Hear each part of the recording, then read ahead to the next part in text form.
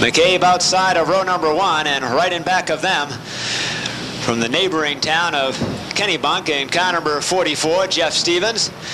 Matched up right behind Cusack. Paul Johnson outside of him. They'll get set to pick up the speed as they approach turn number 4, and the Big A Auto Parts 150 will take the green flag. With the green flag now in hand, these drivers will begin their pursuit toward excellence and the $3,000 victory. Quickly down the backstretch, Dick McCabe has pulled up the lead position with the Pleasant Hill Gardens team car number 0. Cusack has already fallen back to second place within 1 lap at the start of this race. The outside groove currently being mastered by the number 35 of Paul Johnson as Jeff Stevens works underneath him. The number 17 of Rick Zemler fighting beneath Bob Gahan as they bust out of the 4th turn and head back into turn 1 on now the 3rd lap of this race. So McCabe goes down the backstretch, your lead vehicle. Bob Gahan doing some quick maneuvering up through into 4th place already in this race. When they cross the line, it will be Gahan at 4th. The 35 of Johnson on the outside of Rick Zemler. Down the back straightaway, the top 4 drivers have broken away from 5th, 6th, and the rest of the field down through the 38 cars that took the green flag. The 0 of McCabe is your lead vehicle. Glenn Cusack at second place, and after starting on the pole, he moves toward the outside, almost looking as though he's ready to try an upset for the lead position. Cusack moves toward the outside. McCabe is down low. Stevens back at position 3 with Gahan riding at 4th, and those 4 drivers continue to break away. Here comes Cusack working up beside McCabe in an early race change. Cusack rides up beside McCabe. McCabe down low coming into lap number 6, and Cusack steals the lead. So Cusack jumps out to the lead at lap number 6, gaining it after starting on the pole position. McCabe falls back into second place, and now Jeff Stevens likes the looks of that. He'll move to the outside. Turning this track at about 15.9 seconds, Glenn Cusack has hauled up the reins of the lead position, heads down the back straightaway with McCabe now at second. Stevens back at position 3 behind those 2 drivers. Then the 77 of Bob Gahan, and back of Gahan is the number 66 of Randy LaJoy. Then the 35 of Paul Johnson, who's fallen out of the top 5 positions. The 33 of Mike Johnson making his way toward the front as he'll get set to do battle with his cousin Paul. The number 48 of Robbie Crouch slowly moving his way toward the front after starting in the midst of the field, but he's always a better runner in the longer races, making his showing toward the end. Cutting the times down from 15.9 to about 15.8 seconds. Cusack is your lead vehicle, with McCabe back at second place, Stevens at 3rd, Gahan at 4th, LaJoy at 5th, Johnson and Johnson for 6th and 7th, Crouch at 8th, Zemler at 9th, and now Bob Harrison will round out the top 10 with car number 37. So on the start of the race, Cusack would not hold on at the lead position, but instead McCabe would outdrive him into turn 1, pick up the lead, but he'd only hold that for 5 laps. And by the time lap 6 is complete, Cusack shot back to the lead position, and there's where he's been ever since, as they complete lap number 13 this time through. 13 down, McCabe still at second place and losing ground to Cusack as Jeff Stevens has continued to ride at 3rd where he started in this event. The 77 of Bob Gahan rides the top side at position 4, looking as though he's getting restless and ready to move to the front, but here comes Mike Johnson in the top 5 spots, rides up close to the back bumper of Stevens underneath Gahan, but it could be that he's trapping himself in there unless Gahan goes forward. And back of those top 5 drivers, Randy LaJoy rides at position 6 with Paul Johnson riding back at 7th place. Back of Johnson is Robbie Crouch, who's just slowly making his way toward the front and getting set to mix it up in this game. Here comes Johnson with a quick move underneath Randy LaJoy. LaJoy cuts him back down low, and LaJoy masters the number 6 position with Johnson back at 7th, Crouch still at 8th. Dave Dion just making a break now into 9th place in front of Rick Zemler. That puts Zemler back to 10th place. Coming up on 17 laps complete, Glenn Cusack is your lead vehicle. Gahan has come from back at position 4, out around Jeff Stevens into third, now past McCabe into second place. So Bob Gahan with the number 77, the Lux Enterprises vehicle, drives into second place, leaves McCabe behind, and starts chasing down Glenn Cusack in the Coke number 2. Gahan back at second place ahead of Stevens. Stevens just now breaking into third ahead of McCabe, and McCabe seems to be losing some time. In fact, McCabe's team car, the 33 of Mike Johnson, just drove past him and made himself home at fourth place. The 0 of McCabe drives back at position 5 now after starting outside pole position. Randy LaJoie still resting at 6. Robbie Crouch about to advance himself to 7 when they cross the stripe as he gets ahead of Paul Johnson. There's yet to be a caution flag with what now will be 21 laps complete this time through. 21 laps down and not yet a caution flag, and Cusack will be coming up towards Stan Meserve to encounter the first slow traffic that he's had in this race, putting him a lap down aside from car number 82 that he passed earlier, which of course was Randy Maycomber out of Gardner, Maine.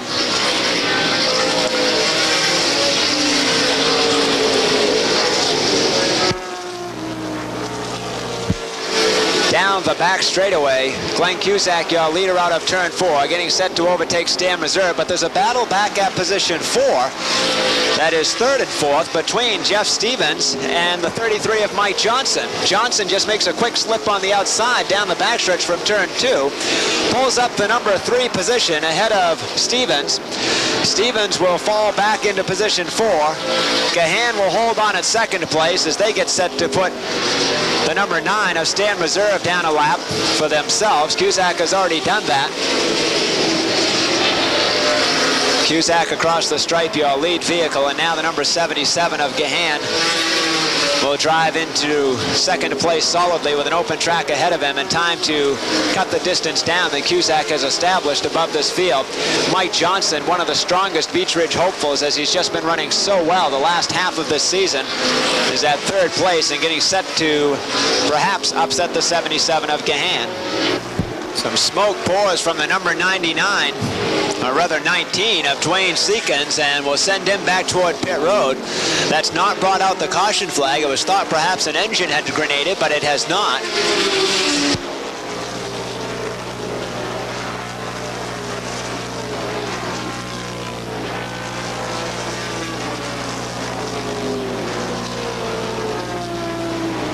Now they've reached slower traffic, the 71 of Barney McRae, and Glenn Cusack is working on his outside in order to get around McRae. He makes it by successfully, but look what's right behind him, the 77 of Bob Gahan, the number 33 of Mike Johnson, the 44 of Jeff Stevens coming up in there as well as those 4 drivers start getting into the slower traffic, and this is where the race could change shape. Just breaking into 5th place now is Robbie Crouch when they cross the stripe, just getting ahead of Dick McCabe. Crouch will pick up 5th place, head down the back straightaway, and attempt to catch those 4 drivers that have spread themselves from the rest of this competition. Now getting into slower traffic, Cusack not only has to get around 1 car, but 2 cars as Kerry Winslow gets around Randy Maycomber with the number 82. Winslow keeps going. Cusack went 3 wide, a close call for him. The slower traffic is going to start raising havoc with these drivers if they continue under green flag as they are. This time by 35, laps are complete.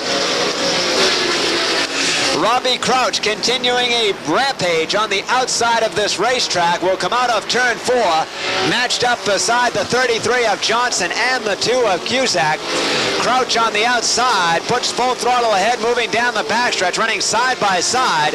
It's the Coke and the Allen Lumber vehicle running side by side. When they come back out of turn 4, a full lap around, Crouch slingshots, goes toward the second to place spot, and now he's got 1 more driver to set his sights on. So Gahan, your leader, he's got a pretty safe distance ahead of second and third place at this point, and the caution flag comes out as Kerry Winslow's car looped down on the lower groove of turn number 2.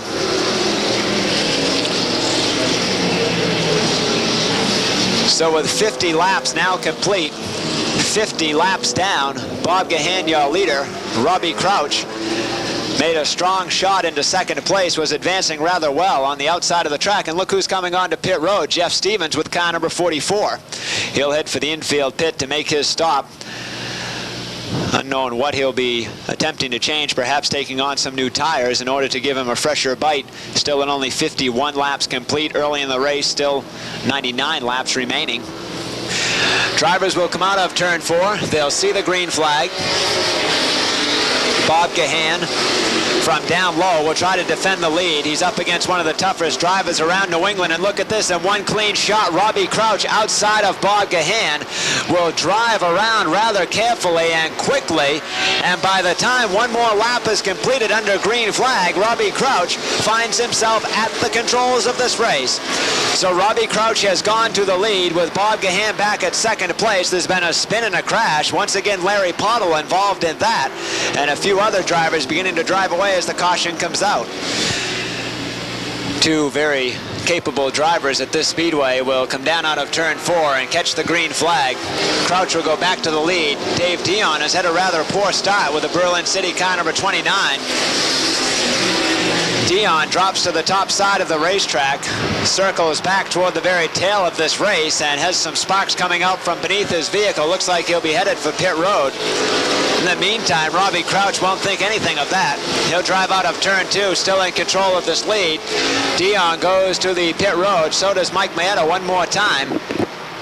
Back out of turn 4, it's Crouch, Johnson, Gahan, Johnson, Godin, Cusack, Zemla, St. Clair, Bilodeau, then the 64 of Mike Rowe. Car number 27 of Robbie Jarvis takes the spin on the front straightaway, fires it back up, puts it under gear, but getting himself into a bit of a complications, come down over the hard way on that sandbanking, but is still under his own momentum, and that keeps us under green flag. Still under the green flag, the number 29 of Dave Dion, after losing just a couple of laps, brings his car back onto the racetrack.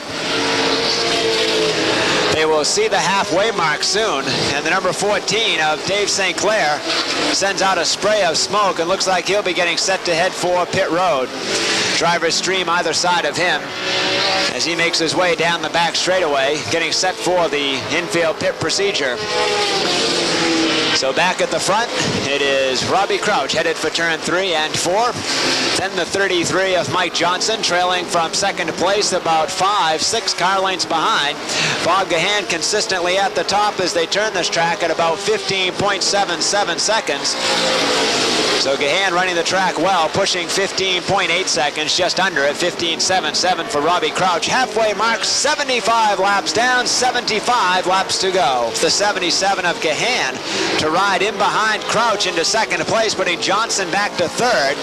They've got two more drivers in front to sort out. Johnson will try once again underneath Gahan, but again, he comes up to a slam door as he comes up to the rear bumper of Randy Maycomber. Barney McRae will stay down low with car number 77 when Crouch and Gahan circle by on the outside. Then the 33 of Mike Johnson racing down the backstretch into position 3. The 28 of Roger Godin back at 4th place, with then the number 35 of Johnson at 5th.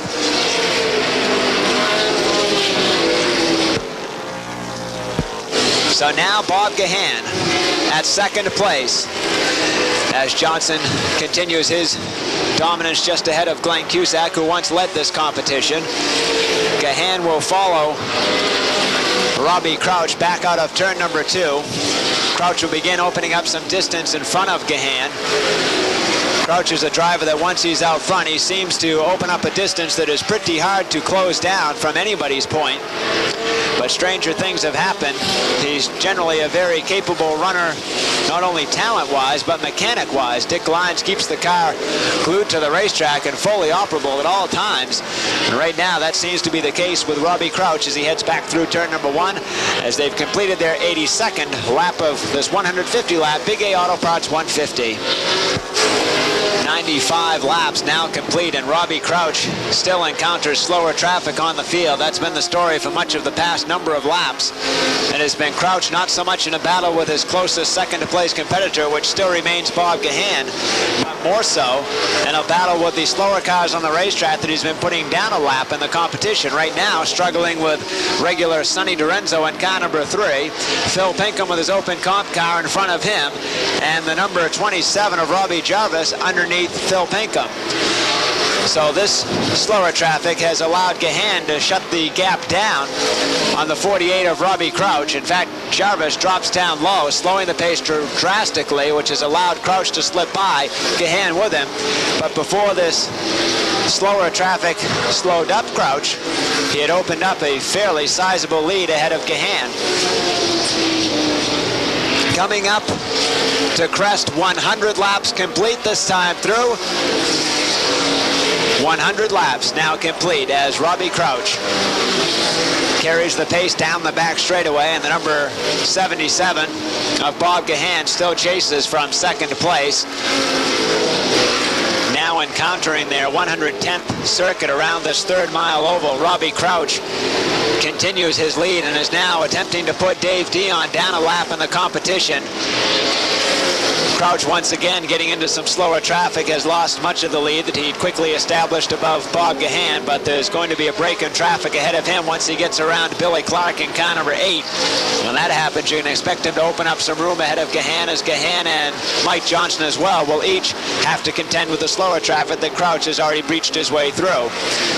111 laps now complete as this race continues to wind down.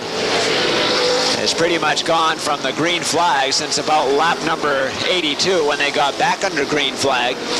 Now at lap number 112, Crouch goes back out of turn 2, working outside of Kerry Winslow, as well as now the number 82, driven by Randy Maycomber out of Gardner, as Crouch just worms his way up through the field, breaks away from traffic, and now drivers are stacked up 3 wide. They're all slower traffic in front of Bob Gahan. Gahan slowing his pace in an attempt to get around them, and the only consolation he's got is the fact that there are a few slower cars in between he and the third place chaser, Mike Johnson, in car number 33.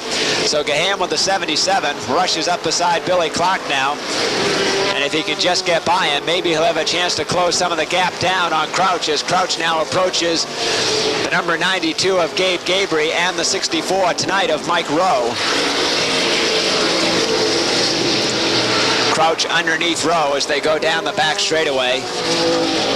It is almost a case of jeopardy for Robbie Crouch. He gets underneath Rowe, a very capable driver, as is Gabe Gabry, and now he just shoots in between both of those drivers, finding himself a clear path in the lead position as they travel speeds at about 90 miles per hour.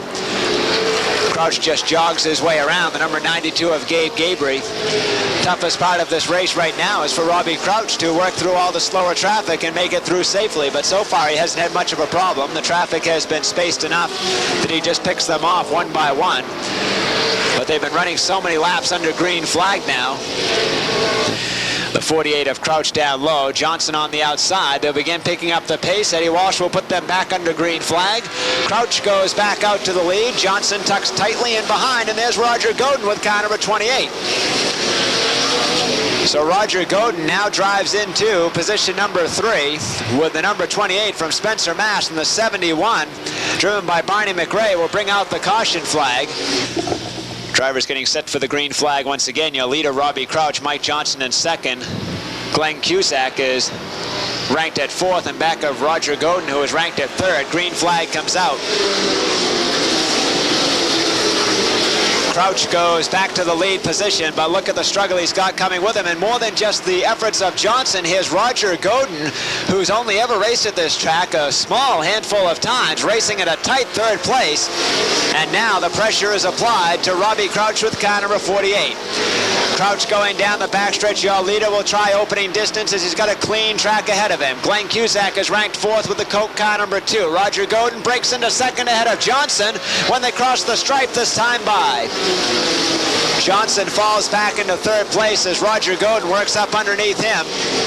Godin now commanding 2nd place with Johnson back to 3rd. Cusack in 4th place. The number 107 riding into 5th in front of Paul Johnson. Johnson riding back at 6th.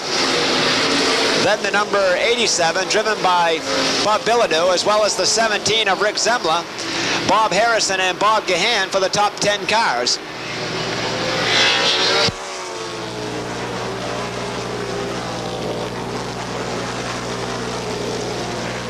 The 107 of Paul Richardson and Jeff Fuller go into a spin in turn number 2.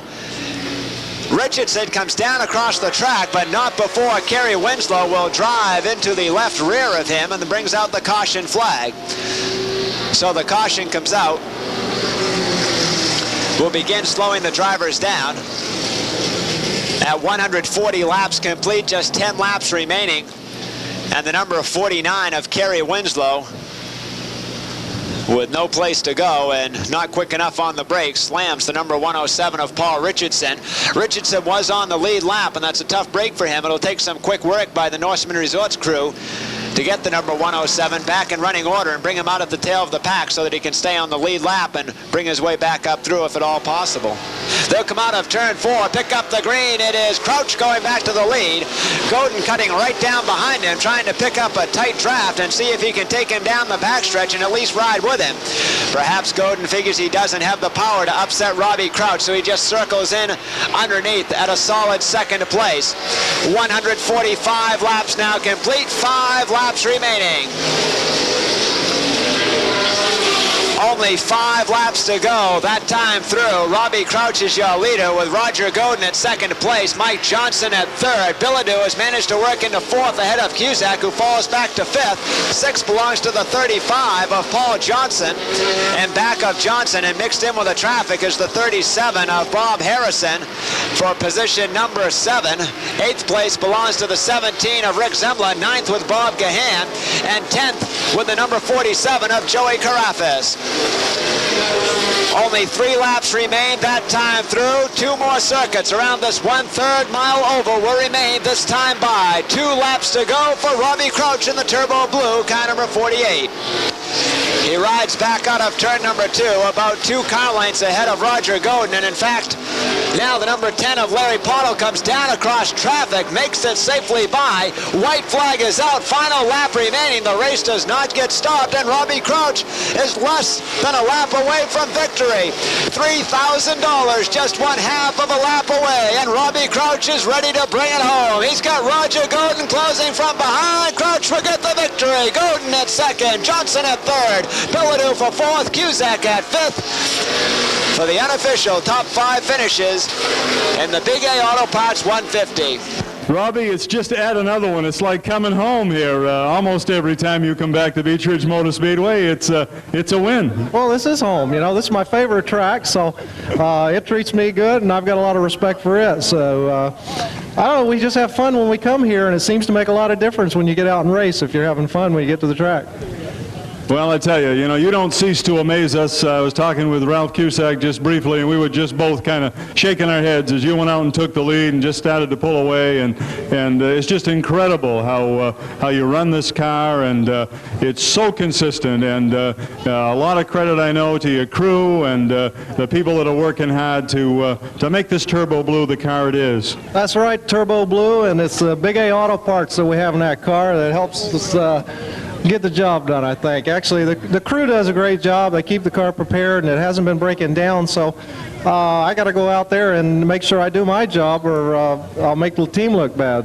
Well, you certainly do, and it adds another one to the list, and this is a special year. It goes from a 100 to a 150. By putting the drivers with the most amount of points up front with an inverted lineup. Kevin Durgan will start in the pole position. He led this event in 1986 for a number of laps before having a problem in turn number 3, and that allowed then David Pinkham to ride by, who finished out second place in the point standings that year and finish out the winner in the showdown race. When they come out of turn 4 this time through, the green flag goes out, and Kevin Durgan, holding off his closest challenger in this division, Danny Palmer, will speed down the backstretch with Durgan breaking out to the lead position. Joe Bowser with car number 32 rides underneath Palmer. Bowser will post himself into the number 2 position as Palmer drops back to 3rd. The 24 of Danny Bubar rides in at 4th, and Robbie Dorr just rests out of position 5 as he challenges with Ken McLeod. Down the backstretch, the drivers squirm toward getting closer to the front. Usually they have to bring their way up through as many as 31 other drivers in the competition. But tonight, that's not the way it is. There's an open field ahead of them for their competition. Kevin Durgan out front and running well with Danny Palmer going down the back straightaway, trying to get in front of Joe Bowser. Bowser continues holding Palmer on the outside of the racetrack with the 24 of Danny Bubar riding back at position number 4. The 23 of Robbie Dorr rides at position 5, just ahead of Ken McLeod. Brad Layton tucked in behind McLeod. The number 66 of Bruce Smith rides back on the lower side of Layton and just in front of Scott Pullen, who finished second behind Smith in last week's feature race.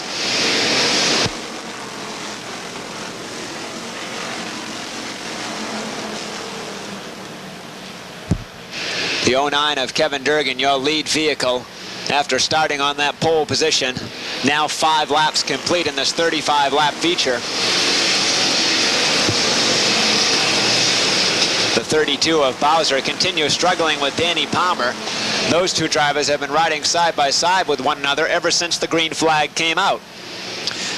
The 24 of Bubar still rides at position 4 with Robbie Dorr back at 5th. Ken McLeod has slipped back a bit after challenging with Dorr for so many laps and has fallen back to 7th place now when Smith moves past him, and now Brad Layton will try doing the same thing. In back of Layton is the 29 of Scott Pullen, as well as the number 63, driven by Doug McClure. Chuck Haynes in car number 68 just exits the race course, heads back for pit road, and a tough break for him at only 7 laps complete. 8 laps down this time by out of the 35 scheduled to be raced. Kevin Durgan has held a pretty steady lead in front of those drivers in back of him. He is led by as much as 2 or 3 car lengths, now holds about a car length and a half to 2 car lengths, and Danny Palmer continues circling the outside with Joe Bowser tucked right in underneath him in the struggle for that second place spot. 2 very evenly matched vehicles, Bowser and Palmer running side by side with Danny Bubar riding at position 4 in back of them. Palmer now starts to get some grip and starts moving to a solid second place, but Bowser just muscles right back underneath him and secures that underside runner-up position when they race back out of turn number 2. Palmer on the outside slips back just slightly as Danny Bubar now looks underneath him. Bowser looks pretty firm at the second place spot now, and Palmer almost appears to be losing some time, sliding back on the outside rail, and now here's Brad Layton glued down to the back bumper of Palmer. The 09 of Kevin Durgan has taken advantage of the drivers that are in back of him feuding and squabbling with one another in a challenge for a better position in this race. While they've been challenging with one another and having to ride the brakes some and on and off the throttle, Kevin Durgan has just kept the throttle buried and is running away with this one. In fact, has opened up about as much of a distance as he's had so far. The interesting thing that's happened now, however, is Joe Bowser, once he got rid of Danny Palmer and that competition thereof, he's been able to carry a fairly quick pace down toward the back of Durgan. Danny Bubar, much the same situation for him with a run from position number 3. Robbie Dorr back at 4th. Bruce Smith in back of him at position number 5. Danny Palmer, after starting outside pole, has fallen back to 6. Layton got taken back on the outside route when Palmer kept slipping back, and now Layton will prepare to make a run up the outside route, which is completely open at this time. Kevin Durgan goes out to the lead with Joe Bowser at second place. Danny Bubar still chasing from 3rd place. The number 23 of Robbie Dorr riding at 4th, Smith at 5th, Layton at 6th, followed by Danny Palmer on the outside of Doug McClure. Durgan goes down the backstretch once again, opening up a car length and a half in front of Joe Bowser as the rest of the drivers spread themselves thin a bit and begin competing for more spots toward the front of this race. Halfway mark will be displayed this time through. That means that 18 laps are now complete. 17 laps still remain. Down through turns 3 and 4 once again, Danny Palmer, who is ranked second place in the point standings, only 28 points ahead of Joe Bowser, is losing some time, sliding back a few spots to be matched up now with Ken McLeod toward the tail end of the top 10 drivers. Brad Layton begins making a move on the outside of Bruce Smith. The number 09 of Kevin Durgan still leads this procession of limited sportsman racers through turn number 1. And the caution flag will have to come out as there appears to be some debris on the racetrack. Durgan and Bowser beginning to creep up the pace toward turn number 4. They'll see the green flag, and when they do, Kevin Durgan will continue to hold off Joe Bowser, putting himself back into the lead position. The number 23 of Robbie Dorr took advantage of that restart to put himself into 3rd in front of Danny Bubar. Bubar falls back to 4th. Brad Layton uses the outside, trying to put himself into 5th place in front of Bruce Smith. It was the veteran driver Smith who picked up last week's feature race victory. 63 of Doug McClure following in behind those drivers as he continues to scramble with the number 93 of Danny Palmer. Palmer starting to move forward, and Ken McLeod is next to try it above McClure. 21 laps now complete as the race continues to wind down. Kevin Durgan has led this one all the way so far and is doing a fine job with it, being very steady on the lower side of this racetrack. Joe Bowser, who we saw in the past 2 restarts, after trying just slightly for a moment to unseat Durgan from the lead, then just kind of drops back into 2nd place, indicating perhaps that he feels his car is not ready to match up against Durgan's in this 35-lap competition, and he'll just as soon settle out for 2nd place. Kevin Durgan will cross the stripe one more lap through at lap number 25, just 10 laps remaining. Joe Bowser is the driver still chasing from 2nd place, with Robbie Dorr at 3rd, and then Danny Bubar at 4th place. Brad Layton is continuing his pursuit from the outside of Bruce Smith in an attempt for position number 5. Smith continues to be steady on the lower side of the racetrack, and Layton just hasn't had the time to move himself forward firmly into 5th place. But Smith is trapped in behind Danny Bubar, and that is going to force him to slow down just slightly, and that allows Layton to advance up. He doesn't opt to dive to the lower side of this race oval anyway. He keeps using the outside, and looks like he'll now try to unseat Danny Bubar from his 4th place position. So Layton is creeping up through this race. The 09 of Kevin Durgan still your leader, with Bowser at 2nd place, Dorr riding at 3rd, and here comes Layton riding up along beside Bubar as well as Dorr as he continues closing down toward the front. There's been some debris spinning over in turn number 2. Steve Howard as well as Mark Field. The caution flag comes out, slowing these drivers down as most of the other drivers look as though they're moving under their own power. Eddie Walsh will look them over, show them the green flag, and only 7 laps separate this race from its conclusion. The 09 of Durgan back out to the lead. The 32 of Joe Bowser into 2nd place. Keep your eye on Brad Layton. Here he comes with a run up the outside. Brad Layton with car number 2 makes a quick run on the outside after starting outside of the 2nd row. Has a complete run at Joe Bowser with car number 32, and now he can look at Kevin Durgan. This could prove to be a very close finish as Durgan goes down the backstretch. Here comes Layton. He slowly picked his way up through this field after starting just within those top 6 spots. He finds himself now at 2nd place, right side by side with Joe Bowser.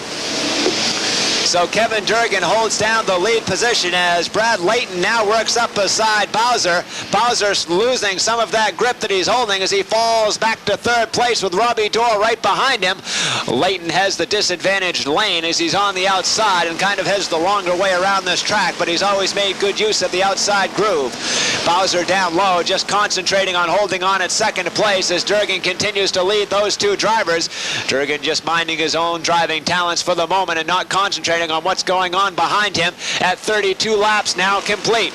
Only 3 laps remain. Kevin Durgan still in control of this race with Joe Bowser running at 2nd place as he just started to inch back in front of Layton going down the backstretch. Layton will continue to race on the outside, and 2 laps remain this time through. 2 laps to go. This race is almost over. Kevin Durgan, Joe Bowser, Brad Layton, Robbie Dorr, and Danny Bubar in a top 5 battle for whatever position they can gain, and any one of them is capable of picking up the victory. White flag will be out this time through. Final lap remains. Layton has slipped back just slightly. Kevin Durgan still with the lead. The 32 of Bowser at 2nd place, Layton at 3rd. Can he close down when they move down the backstretch? Here comes Layton with a run up beside Bowser. Final quarter lap remaining as they hit turns 3 and 4. Checkered flag is out, down for the finish. Kevin Durgan will nab the victory. victory. Bowser will go into second place, Leighton for third, Dorr at fourth, and Danny Buba will round out the top 5 in the Limited Sportsman Showdown. Terrific job. It looked like Brad Leighton was going to come up and really give you a run, but you got that 09 hooked up, and it's just too quick for the field, it looks like, tonight. Yeah, I was driving pretty conservative tonight because I had to keep it down low just to keep people from getting underneath me. Top 5 cars are so close that you make one mistake and you're going to be back in 5th looking at the leaders. So I just tried to drive conservative and keep it down low, and car held together, so I made out all right. What will happen? Who will you be cheering for? David Pinkham for win number 2 en route to a championship title, or Willie Elliott for win number 5? Here they come out of turn 4. The green flag will watch Pinkham sprint to the lead. David Pinkham goes out to the lead position as Willie Elliott will drop down through into second place. The number 22, driven by Danny Pullen, sights in at position 3, and Elliott is literally glued to the back bumper of Pinkham. Pinkham heads back out of turn number 2, and it's a long 35 laps ahead for this young driver as the veteran drivers peer down in back of him with car number 1 of Elliott, as well as the 22 of Danny Pullen and the 16 of Mike Maetta. Number 90 of Walt Pugsley, after a week of renovation with that vehicle, is riding in the top 5 spots. Pinkham leads the race as Elliott will attempt moving toward the outside, and Pinkham continues to hold him back at position 2.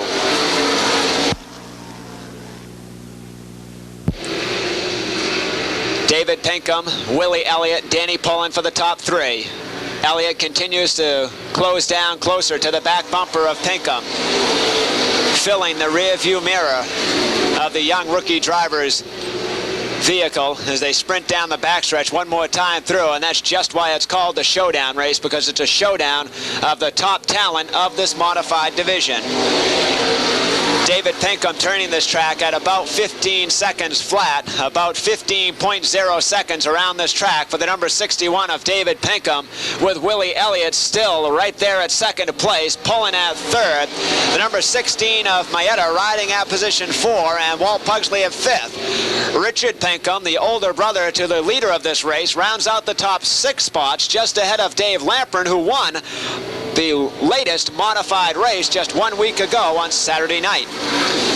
The 89 of Spike Matatal lags back behind the 21 of Lamprin, the 40 of Jim Brown right behind them, and David Pinkham seems to be chiseling some speed off the lap speeds around this track, moving from about 15 seconds flat down 4/100ths of a second to about 15.96 seconds, or 14.96 seconds. Pinkham out front, Elliott at second place, Pullen back at third, Maetta riding at 4th, and that's just exactly how they took the green flag, only that they were in columns of 2. Elliott, as well as Pinkham, are breaking away some from Danny Pullen. So far, the race has been raced from green right through the 10th circuit around this oval. 11 laps will be complete when they come out of turn number 4 this time through, and David Pinkham is in control of things with Willie Elliott still right behind him.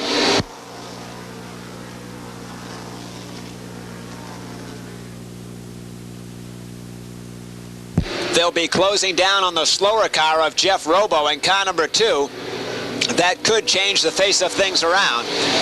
Passing flag has been displayed to Jeff Robo, and he just holds low on the racetrack, and the rest of the top performing drivers in this division just race right around outside him and put him all down to 1 lap in this competition. David Pinkham, Willie Elliott, the 22 of Danny Pullen for the top 3. Maetta's still watching things from position 4, and Pugsley's still checking things out from the top 5 spot in this race. Then the 73, driven by Richard Pinkham, cautiously rides at position 6. He's on the 6th motor underneath the hood of the number 73 this season. He's had a horrible year with engine malfunctions and failures, and tonight he races with the 6th motor underneath the hood of that vehicle. David Pinkham about 1 car length now ahead of Willie Elliott. At the outset of this race, it was Elliott who was practically attached to Pinkham's rear bumper. Well, now it's not quite the same, although although he closed down some coming down the front straightaway. But when they go out of turn 2, we can see Pinkham opening up about a half car length to maybe even 1 car length at time ahead of Elliott. But Elliott seems to close down best in the turns of this oval, and Pinkham just covers it by remaining low on the racetrack through the turns.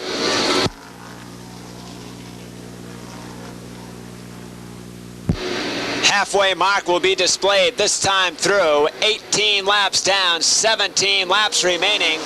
Pinkham, Elliott, then pulling for the top 3 spots. Maeda, just as they started this race, passed through the halfway mark, still in those same starting positions. There's not been a lot of shuffling going on in those top 6 and 7 spots of this race. In fact, they pretty much fell into a single file line at the drop of the green flag and raced away from everybody else, but it certainly is a showdown at that.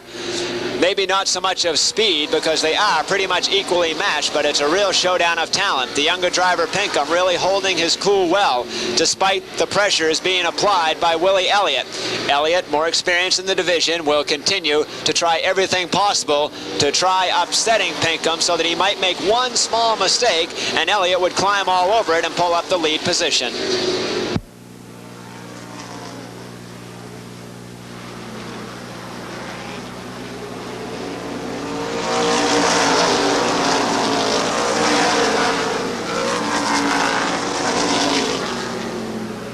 A big puff of smoke comes out of, looks like Scott Watt's car number F80, and that will bring out the caution flag, as there may have been a trail of oil put down on the racetrack.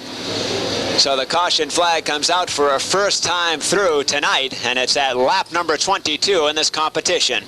22 laps have been complete out of this 35-lap feature race. Who will you be cheering for when they come out of turn number 4 and get set to finish this race? Willie Elliott from the outside in win number 6. David Pinkham at win number 2. The talents of Danny Pullen and Mike Maeda cannot be counted out from the second row of the competition. The green flag is out, and David Pinkham rides back and forward to the lead. David Pinkham goes back out front, getting the jump in front of Willie Elliott. Elliott following closely at second. Here goes Danny Pullen into a spin right in front of traffic. Walt Pugsley will go with him, and one other driver goes hurtling through the air. Looked like it may have been the number 29, driven by Paul Mason. That will bring out the caution flag. David Pinkham and Elliott. Richard Pinkham has moved into 3rd place right behind his youngest brother. When they come out of turn 4, they'll see the green flag. Pinkham gets a bit sideways, so does Elliott, and the two of them run rapidly into turn number 1. Elliott on the outside of Pinkham, looking toward the outside down the backstretch and trying to grab the lead. Elliott starting to go forward. Pinkham holding down low, trying to hold on at front. The sparks fly. Elliott goes wide, and Pinkham still holds on at the front as he rides wide down the front straightaway. David Pinkham still out front as both he and Elliott went wide out of turn 4. Elliott back at position number 2 with Richard Pinkham at 3rd, and now David will still cover the lower groove. David Pinkham covering the lower groove at this point as Willie Elliott tried the outside and almost took the lead away from David Pinkham. Pinkham still holding on up front as he can taste that second victory, and Elliott gives him a wrap from behind to let him know that he's on his way through. Elliott right there at position number 2. Richard Pinkham riding back at 3rd, and Dave Lamprin now at 4th with Spike Manital holding down position 5.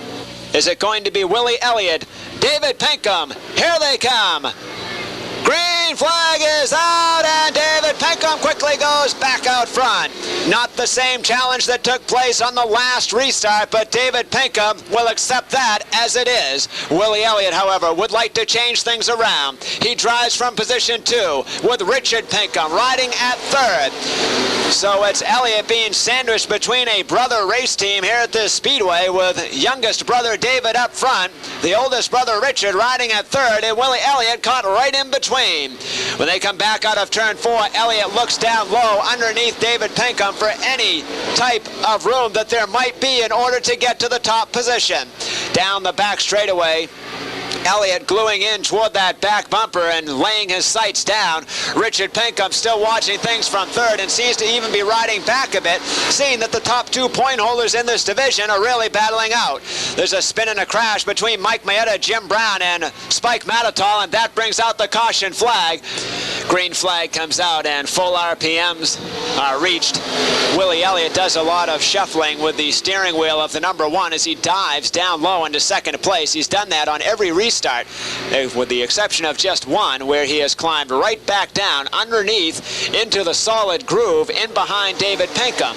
He's done the same thing, and only 4 laps remain. 4 laps remain that time through. Willie Elliott racing at second place with Richard Pinkham at third, Danny Pullen fourth, and then the 21 of Dave Lamprin in a battle trying to hold off the 90 of Walt Pugsley as he comes back up through. David Pinkham, your lead vehicle. Elliott at second place. Pinkham riding at position 3, that being Richard. 2 laps remain this time through. Elliott looking toward the outside. 2 laps to go. David Pinkham has led this one all the way. Elliott can see that there are but 2 laps remaining, and it will be time for him to make his move. He looks to the outside of Pinkham. White flag is out. Final lap remains. Just 1 lap separates David Pinkham from his second win of the season. Here comes Elliott toward the outside. Richard Pinkham watches from third. Here comes Elliott. Checkered flag is out. It's going to be a close finish, but David Pinkham will get the victory. Elliott for second.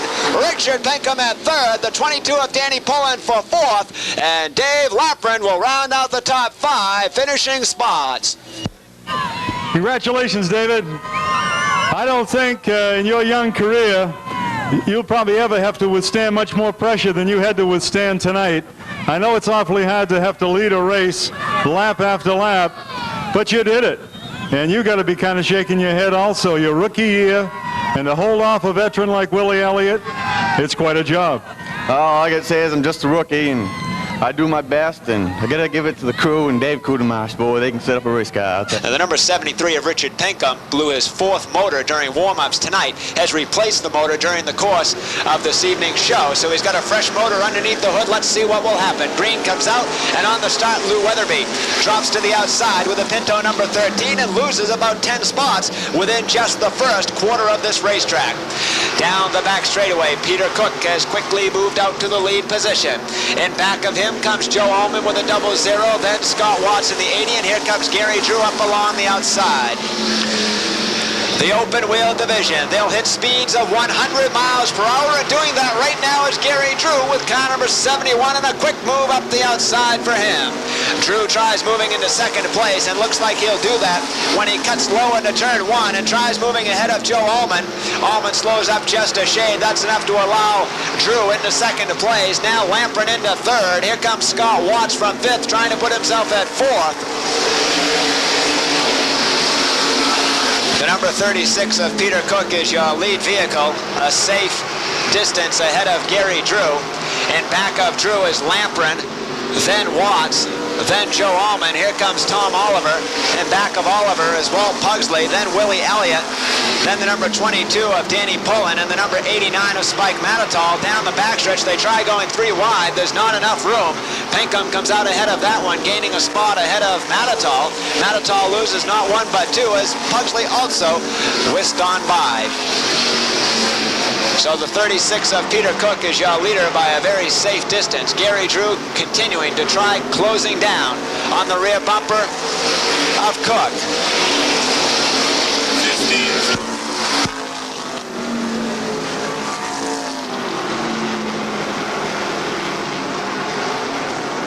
The 36 of Cook, completing another lap in this race, will learn that he is 7 laps down with a gander at the scoreboard. If he'll go by next time and take a moment to check that out. Drew from second place is distant, but he is continuing to close down slowly but surely. In fact, the 4 drivers in back of Cook are all trying to close down on him. The 36 of Cook, your leader, then Drew, then Lamprin, then Watts, then Oliver for your top 5. They're in a group of 4 and chasing down the leader of this competition. Here comes Danny Pullen outside and around Willie Elliott. Cuts down low, picks up a spot into 6th place. Down the back straightaway, Pullen gains another position ahead of Willie Elliott. In back of Elliott is the leader of this point pursuit for the modified division, that being David Pinkham. They continue to carry a quick pace throughout this 25-lap feature, of which the first 11 laps have been raced without a caution flag. Peter Cook is turning this track at about 50.0 seconds. That's just a few tenths of a second slower than the track record. 15.0 for Peter Cook in car number 36. Then the number 71 of Gary Drew, still back at second. Lamprin at third. Watts slows down, drops to the low side of the track, and everybody else goes streaming past him down the backstretch. Halfway mark being displayed to Peter Cook as he races back into turn number 1. Peter Cook, your leader. We're halfway through the competition. 13 laps down, 12 laps remaining. Cook, then Drew. Now here comes Tom Oliver racing up along the outside. Oliver outside of Drew. Then the 21, driven by Dave Lamprin, is back at position number 4. Willie Elliott in car number 1. What a disappointment. Drops to the top side of the track. Elliott hauls up and stops. That brings out the caution flag just as Cook crossed the line. 14 laps are complete, 14 laps down. 11 laps still the race in this competition. The 36 of Cook will catch the green flag, and smoke seems to pour off the left rear tire. Almost looks as though the rub rail or some tin is rubbing on the left rear tire of Peter Cook's vehicle after that altercation on the last restart. If that's the case, the tire could erupt on the left side of Cook's vehicle and could potentially send him out into traffic. We'll see what's going to happen. Here comes the 22 of Danny Pullen with a shot up the outside, goes into second. Walt Pugsley about to follow suit, and the 21 of Dave Lamprin riding from 5th will try his shot at 4th place. Peter Cook's car number 36 continues to wear smoke on that left rear tire. The point leader of this division, David Pinkham, riding in right behind him. Dave Lamprin on the outside rail as they close down toward Peter Cook. Now Lamprin drops back, Pinkham goes wide, has a chance to overtake Cook. Tom Oliver is your lead vehicle, pulling right in back of him. Pugsley at 3rd. Here comes Pinkham along the outside for 4th. Pinkham makes a run up along the outside, tries for 4th place. The 63 of Tom Oliver, still your lead vehicle at lap number 19. Mike Maeta with car number 16 has just broken into position number 5. Could it be that he'll pick up double feature wins? They're still turning the track at about 15 seconds flat, and only 5 laps remain. Just 5 laps remaining. It is Oliver looking for his first victory. Danny Pullen racing at position number 2, also looking for a first set of checkers.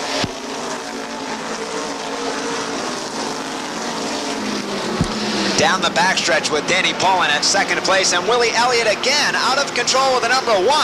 That's sure to put him out of the top 15 finishing spots, and what an advantage that could give to David Pinkham if he can just hold on in the final few laps. Only 2 laps will remain this time through. Tom Oliver, your lead vehicle. Danny Pullen is at 2nd. 2 laps remain. Tom Oliver out of Scarborough looking for his first victory. Danny Pullen the same holds true for him. Walt Pugsley looking for win number 3. David Pinkham for win 2, and the same is true for the 16 of Mike Maeta. White flag comes out. Final lap remaining. It's a pretty straight single file line of top 5 open wheel modified racers. Willie Elliott, the lapped vehicle, not lapped but almost lapped, but the checkered flag will come out and see the victory go to Tom Oliver. Pullen at 2nd, Pugsley at 3rd, Pinkham at 4th, and Mike Maeta to round out the top 5 finishing spots. Congratulations, Tom. Thank you. It doesn't seem like you've been back that long this year. It hasn't taken you very long to get the 63 running real strong. Well, I guess it's been 5 or 6 weeks, and actually the car came back the first night. It was really fast. The crew and I and a couple of new fellows have done some extensive modification this year to this car. And it came back and it was real fast, and we went up to Lee for that open show they had, and I proceeded to stick it in the wall real hard. And it took us 4 or 5 weeks to get it back from there, but it's back right now. It sure is.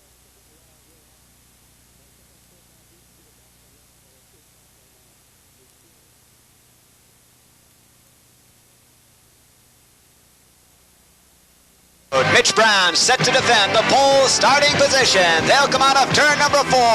Eddie Walsh will show them the green flag, and we're off and racing. On the start of this race, the number 40 of Mitch Brown pulls to the lead position from a pole starting spot. Here comes Rick Sylvester. Second row on the inside is where he started. He'll pull into second place in front of Bruce Rice. When they circle the first lap of this race, it is Mitch Brown in control. Rick Sylvester at second place. The 12 of Bruce Rice back at third. Then comes car number 88 of Jimmy Gary. The number 1 of Andy Lude. Barry Babb making some moves up the outside with car number 4, and bringing behind him Pete McConnell, Jay Johnson, Louis Tobias, and Rick Zemla. Mitch Brown getting set to move down the back straightaway and defend this lead that he's established for at least the first 2 laps of this race. Is being pursued by Rick Sylvester. It is Sylvester who led so much of last week's feature race before ending up in a second place finishing spot at the end. The number 12 of Rice racing at position number 3 with the 88 of Gary back at position 4, Andy Lude at 5th. Then Babb, McConnell, Johnson, as well as Zemla, Tobias, Rondo, Pinkham, and car number 07, and in back of him, here comes George Libby up the outside, and the 13 of Mike Mayetta right behind. Barry Babb drops wide on the racetrack with car number 4, loses a score of positions, and they're still under green. Brown turning this track at about 16.2 seconds for Mitch Brown. 16.2 seconds around the track, and Louis Tobias goes into a spin with the number 64. The rest of the field manages to avoid any altercation with that vehicle, and the caution flag comes out just as Brown crosses the stripe. Green flag comes out, and when they dash across the line, Mitch Brown down on the low side of the racetrack is struggling with Rick Sylvester. Sylvester trying to make up for the win that eluded him last Saturday night. He's quite an underdog coming into tonight's race, carrying with him the hearts and emotions of many people who watched that huge lead he had last week diminish into nothing. So Sylvester makes the quick run, picks up the lead, and he's looking just the same as he did last Saturday night. Let's see if things might turn out differently for Sylvester tonight. Perhaps he can hold on and manage to pick up his first career victory at Beech Ridge Motor Speedway.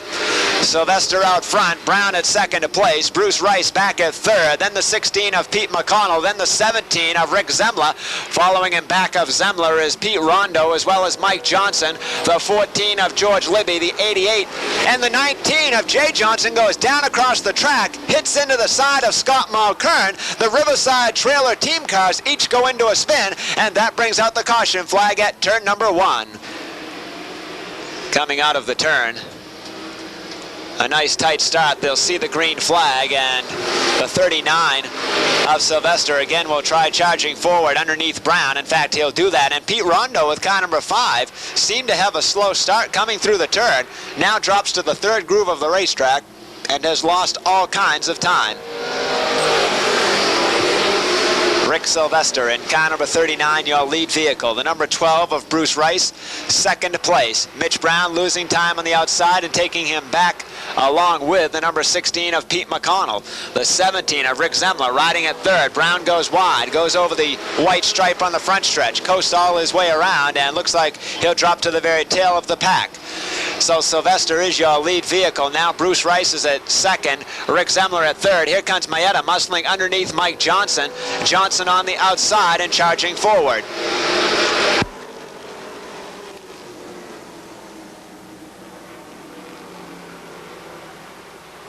Here comes Mike Johnson in car number 33. We can't count him out, and it's still so early in this race at only 12 laps remaining, but look at this move. Here comes Johnson up along the outside.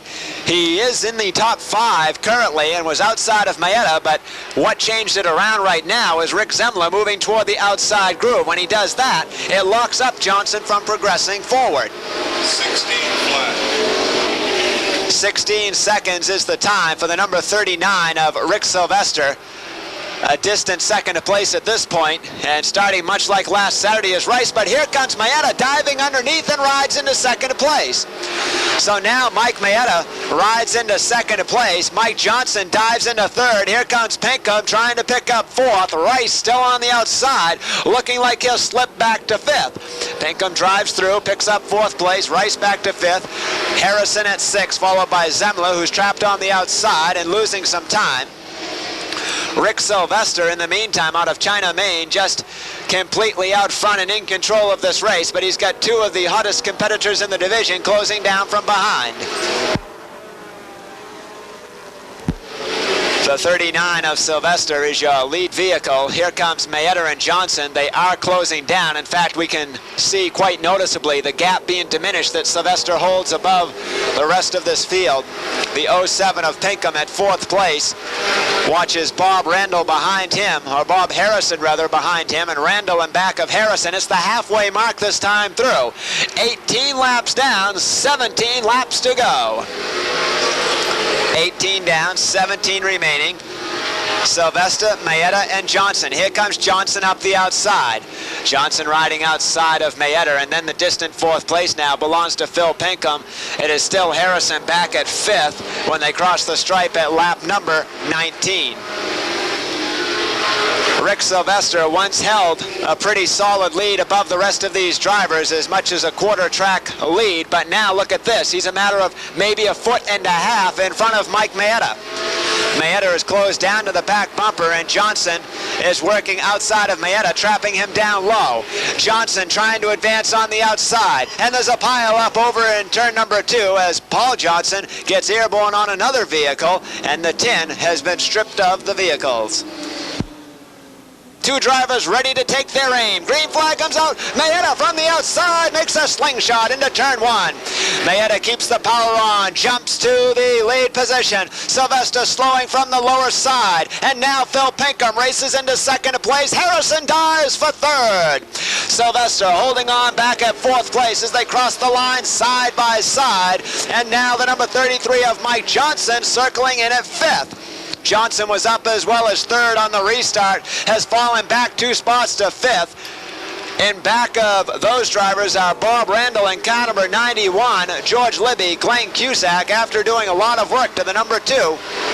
The 17 of Zemla, the 4 of Barry Babb, then Pete Rondo, Louis Tobias, and the rest of the drivers streaming in back of them.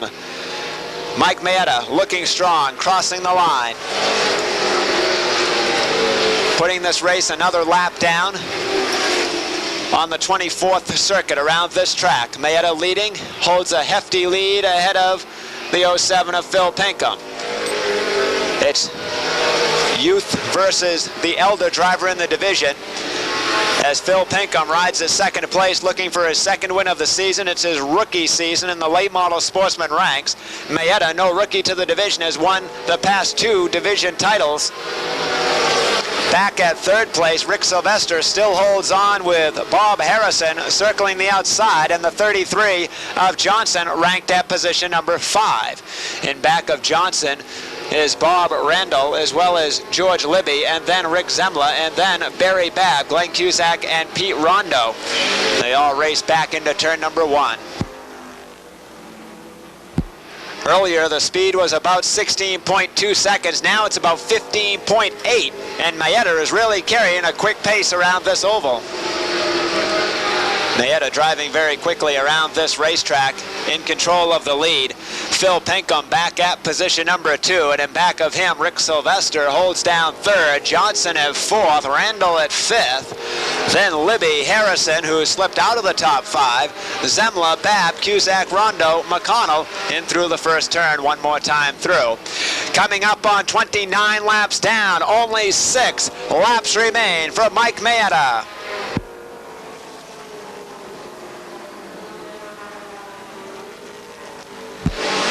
5 laps will remain this time through. 5 laps remaining for Mike Maeda out of South Portland in car number 13.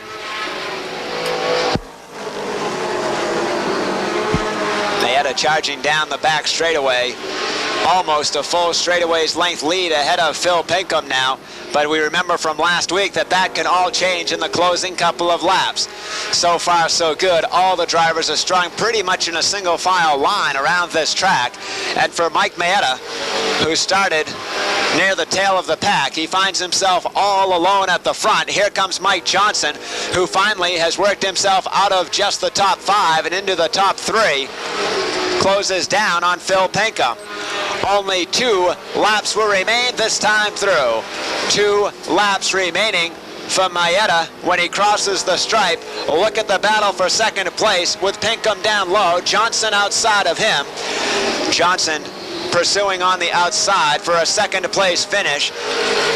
Racing down the backstretch, the 39 of Sylvester goes into a spin in turn number 2, and that brings out the caution flag. Number 4, here they come out of turn 4. Green flag puts them back underway. 2 laps remaining. Maeta back to the lead. Pinkham on the outside. Here comes Johnson. It's almost a repeat of last Saturday night. Let's see what's going to happen. White flag is out. Final lap remaining. Johnson in close to Maeta. Crowd goes to their feet, and it's getting feverish into turn 2. Johnson closing down. Pinkham back to third. Here comes Randall. It's like a repeat of last week. Randall coming into third. Maeta down for the checkered flag will grab the victory. Johnson at second, Randall at third, Pinkham and Libby for the top 5. Mike Maeta climbs out victorious. And let's go down to trackside with Bruce Elder. Bruce? Thank you, Andy. Congratulations, Mike. Thank you, Bruce. It looks like midsummer is a good time of year for you. It was a fine finish with a modified last week, and now picking up another late model feature, and you got a lot of competition right on the back bumper. Yeah, we did. You know, we got all the brakes got to come up on the inside. I think if we'd had to set to the outside, we'd have been in trouble. But they had the car working good tonight on the inside, and all we had to do was steer it. Well, it's going super. Pace car hits for the infield area. Eddie Walsh gives them the green flag, and the drivers are off for 5 laps around the track. 35 laps on tap. Car number 10, Mark Freeman, posting the lead spot very quickly as rookie Bruce Rice works outside of him and jumps to the lead in turn number 3. Rice goes quickly to the lead position with Freeman falling back into second. The number 39 of Sylvester at third, followed up by the 4 of Barry Babb, and then Jay Johnson back at position 5.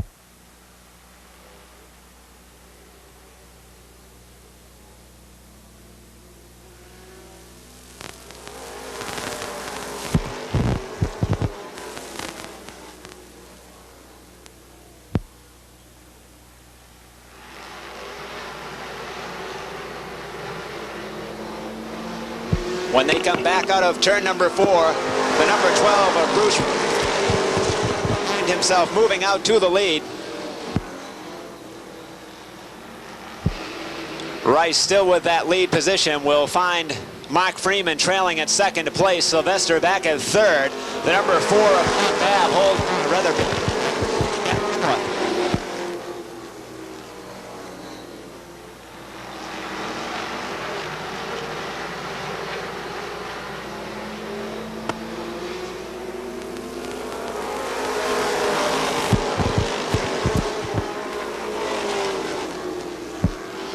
Rice the leader, Freeman the second place pursuer with Sylvester back at third. Johnson still running out wide at fourth. Barry Babb's fallen back into fifth.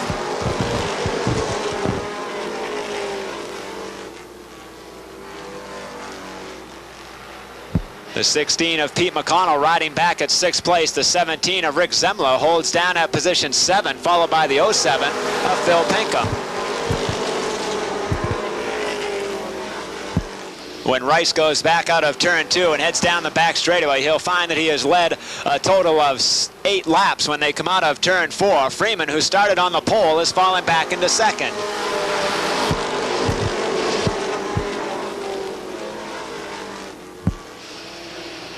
Mark Freeman at second place. Barry Babb back at position number 3. Jay Johnson still chasing from position 4. Pete McConnell riding at 5th, just in front of Pinkham.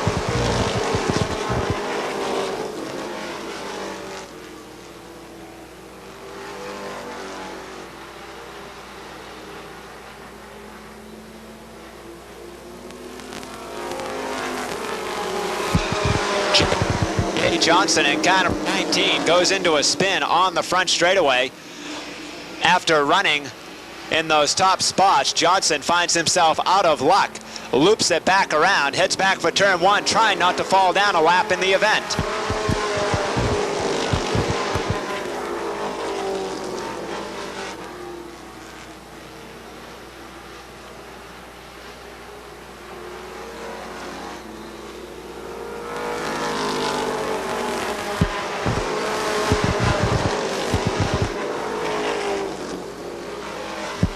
The 19 of Johnson has yet to fall down a lap in this race. The number 12 of Bruce Rice is your lead vehicle. The 4, driven by Barry Babb, is running at second.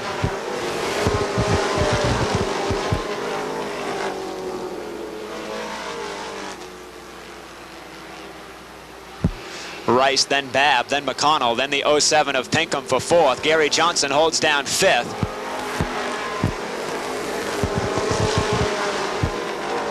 Rest of the drivers trying to bring their way up through this field. Coming up at 15 laps complete, they include Mike Maeda, the 2-time defending champ of this division, with car number 13. Rice turning the track at about 16.3 seconds. Babb running at second place. Phil Pinkham continues to race the outside with Pete McConnell losing some ground. Pinkham ran well last week, running apparently even better this week.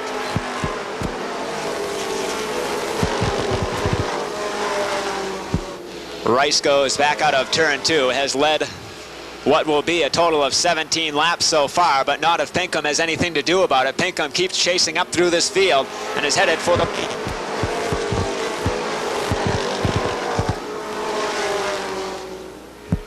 Now it's Rice down low, Pinkham beside him, the 4 of Babb riding at 3rd place. Here comes Cusack with the Coke machine from 4th, and the 16 of McConnell back.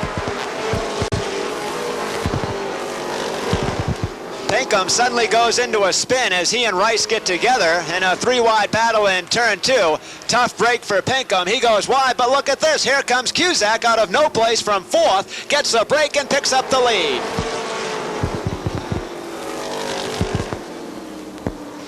Cusack went out to the lead, but unfortunately for him, the caution flag for Pinkham over in turn 2 will find him going back to the spot he was before that caution flag came out.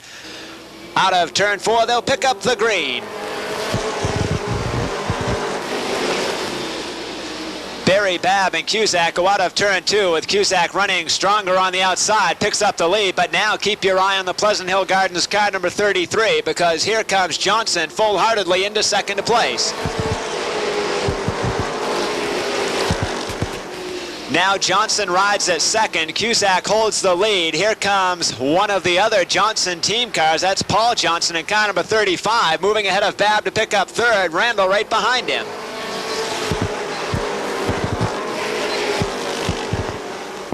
So Cusack has the lead, but that time through turn 2, he rode just wide enough in the turn that Johnson can get the nose of his vehicle beneath him. Johnson will lock him outside. He could be going for 2 in a row.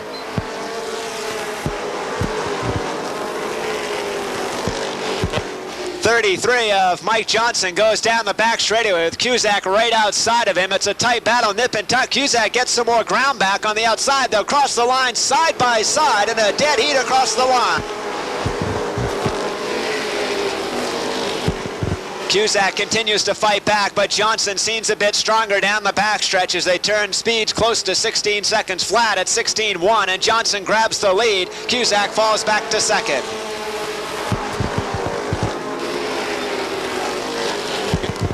Cusack has fallen back into second place. Paul Johnson holds on at 3rd and will try closing some of that ground up at 24 laps complete, this time by.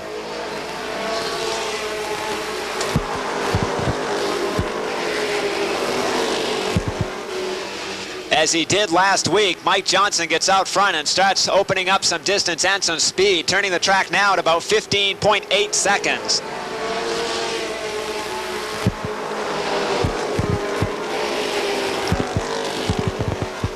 The 33 of Mike Johnson, still your leader, with Cusack back at second and trying to work out around him to gain that lead back that he held for only a short few laps. Paul Johnson at 3rd, Bob Randall at 4th, Barry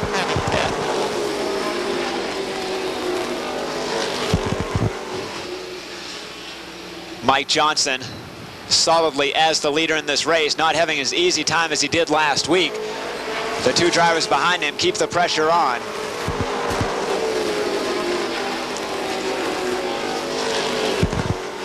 Just a handful of laps remaining now as they'll hit 28 laps down. 7 laps remaining this time by Mike Johnson, Cusack, Paul Johnson, his cousin riding at third, and Randall still at fourth. Mike Johnson can to turn the track at about 15.8 seconds. Cusack running with the second place spot has lost some time to Johnson. Paul Johnson still closing down from third. Cusack is caught right in the two.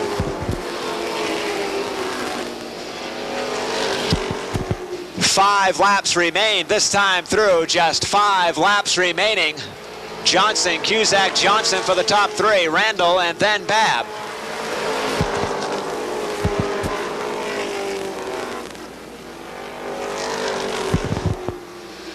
Johnson continues to get closer to a second victory in as many weeks.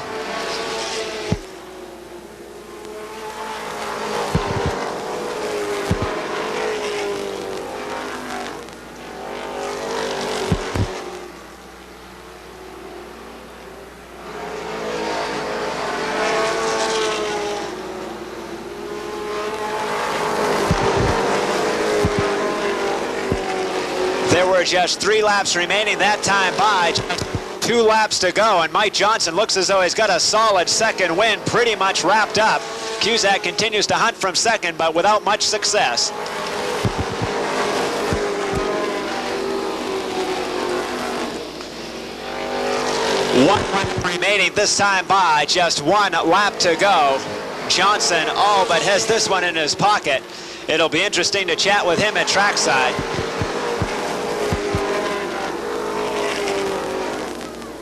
When he comes out of turn number 4, the Pleasant Hill Gardens R.J. Grondin vehicle wraps it up 2 in a row. Cusack for second, Paul Johnson at third, Bob Randall at fourth, and Barry Babb 5. Ladies and gentlemen, for a second week in a row, let's welcome into victory lane, Mike Johnson.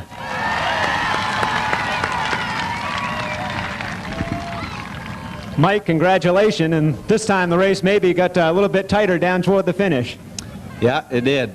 I don't know who's behind me. I had no mirror. It fell off halfway through the race, so I don't know how close they were or nothing. I just kept going. It's probably just as well. You told us last week that the car was a rebuild from last season? Yes, it is. Did you make any changes from last week? It was running so well. Never made a change. We changed the tire tonight, and that's about it. And what becomes of the old 33 that we saw running out here at the first part of the season? We'll run it in the open races. We got a big motor we had at Oxford last week. We'll leave it the way it is and bring it out here like the 150 and other big races we have here. You certainly have put it back into victory lane in grand style again tonight. It looks like it may be here for many more returns. It's certainly a nice turnaround for the team, as I know you had a lot of hard luck at the beginning. Yes, we did. There's a look at your starting lineup. Eddie Walsh will show him the green flag this time through. When he does, Lou Weatherby posts out to the lead.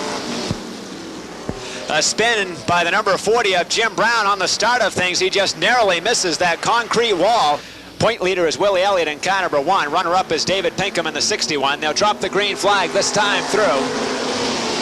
Sparks fly once again, and this time it's Tom Oliver. Spike Matitall goes out across traffic, and the open-wheel division is getting off to a sloppy and rough start. When they come back out of turn 4, this time still trying to put their first lap down in this 25-lap feature race. The full field of modifieds will race out of turn 2 and make it further than they have so far. Everyone's still running up to speed. So far, so good, with Peter Cook working outside Lou Weatherby. The 29 of Paul Mason starts to get sideways in the open wheels, puts it back under control. Drivers all scatter around him like there's no tomorrow and try to get away from the car. They're starting to go sideways now. They've thinned themselves out enough that there's some moving distance. The 13 of Weatherby holds the lead, and look at the charge Walt Pugsley is putting on.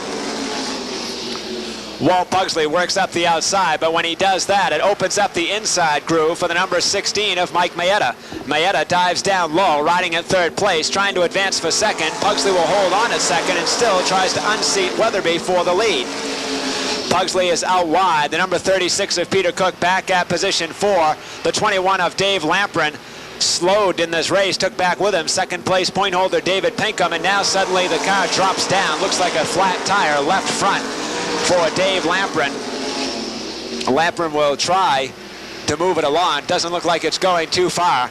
The number 90 of Walt Pugsley will come back out of turn 4, across the line, putting the race another lap down.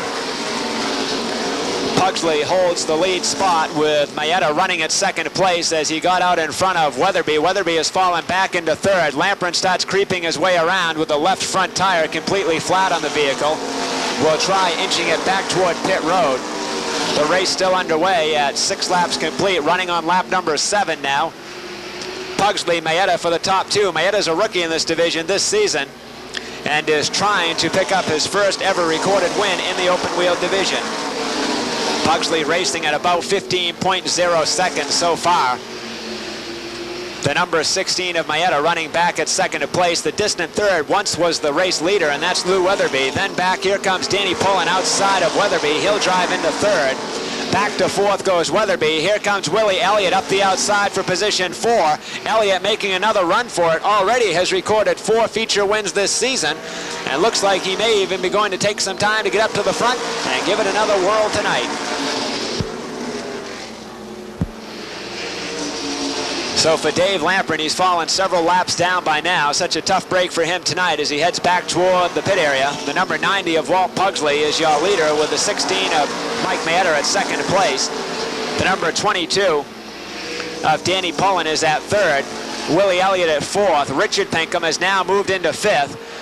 The number 13 of Weatherby has fallen back into sixth. Then the number 4 of Alexander at seventh, followed by the 29 of Paul Mason.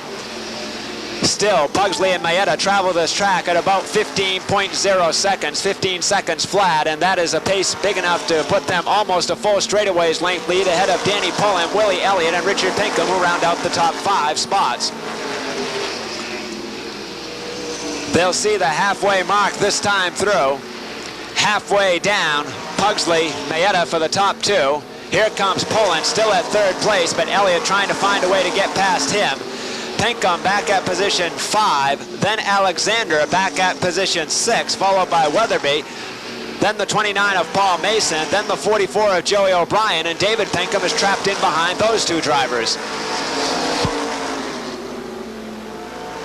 Willie Elliott suddenly pulls himself from this race, heads toward the pit area after riding in 4th place.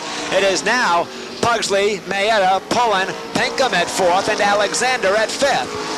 So Willie Elliott, the point leader, drops out of contention. Unknown if David Pinkham realizes it as the 2 drivers in front of him take a spin, Joey O'Brien as well as Paul Mason. O'Brien keeps moving, caution flag comes out. In the meantime, it's the number 90 of Walt Pugsley. Pugsley going back out to the lead with Mayetta, who's been circling at second place. Those 2 drivers completely broke away from the rest of the field. Pugsley once again carries the pace forward with Mayetta trailing at second place. Danny Pullen back at third. Richard Pinkham rides 4th, but not before Dave Alexander will make his intentions known down below and try moving into the 4th place spot, putting Pinkham back to 5th. And there's David Pinkham rounding out the top 6 drivers at this time. The 90, Walt Pugsley, is your lead vehicle, then the 16 of Mike Mayetta. Both of those drivers, as they were doing before the caution flag came out, were running away from the rest of the field. The 73 of Richard Pinkham, after riding the outside for the past few laps, continues to do so with Danny Pullen, starts to move forward down the back straightaway, and Richard Pinkham will gain enough momentum to put him into 3rd place, but not quite enough to solidify it within a quick half lap. He'll take the rest of this lap around in order to fully gain the 3rd place control. 5 laps will remain this time through. 5 laps to go. Walt Pugsley, Mike Mayetta, then Richard Pinkham for 3rd, Danny Pullen at 4th, Dave Alexander at 5th, David Pinkham at 6th, Tom Oliver at 7th, Lou Weatherby at 8th. Dr. Dick Berggren has picked up 9th, followed by the 29 of Paul Mason to round out the top 10.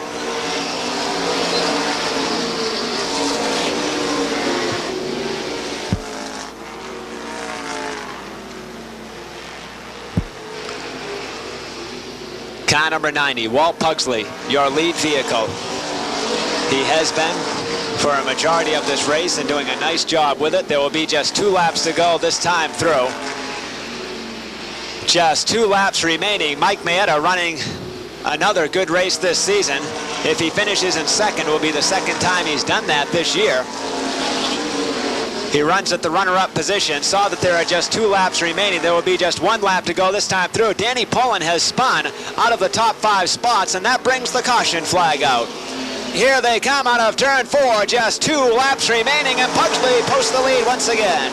Pugsley goes back out front. Maeda, as he's done in the past 2 restarts, drops back into second place. The 73 of Pinkham rides in at third with Dave Alexander outside and David Pinkham muscling beneath him. The white flag is out. Final lap remaining. Final lap remaining. Dave Alexander and David Pinkham sending a spray of sparks into the air as they challenge for 4th and 5th place. Coming down to the finish, checkered flag is out. Pugsley will grab the victory. Maeda at second, Pinkham and Pinkham for 3rd and 4th, and Alexander to round out the top 5. The last time he was here was May 21st. He'll climb out of his car with win number 2. A nice round of applause for Walt Pugsley.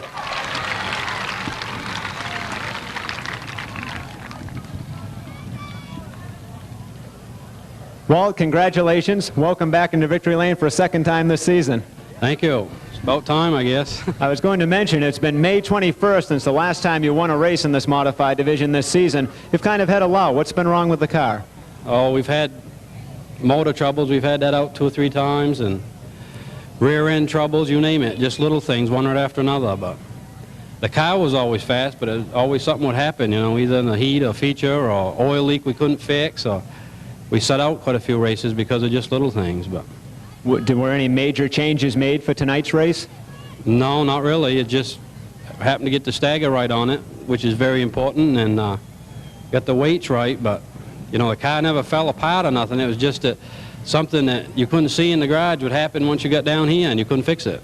Well, the hard luck appeared to have broken tonight, and it's nice to see you back into Victory Lane. Green flag comes out, and on the initial start, the number 4 of Wayne Poland moves out to the lead position.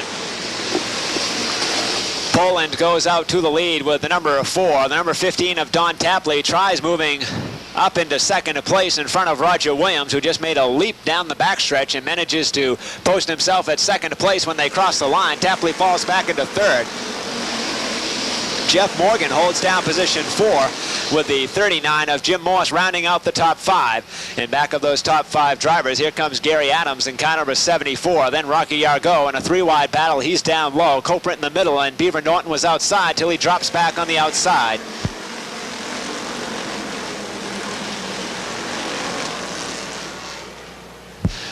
Drivers are jammed up at the tail of the pack as they still race 2 wide. Picture 25 laps, 32 cars, and you have to get by all of them in order to pick up the victory. It's not a whole lot of time to do it, but these drivers are skilled in their abilities and do it week after week.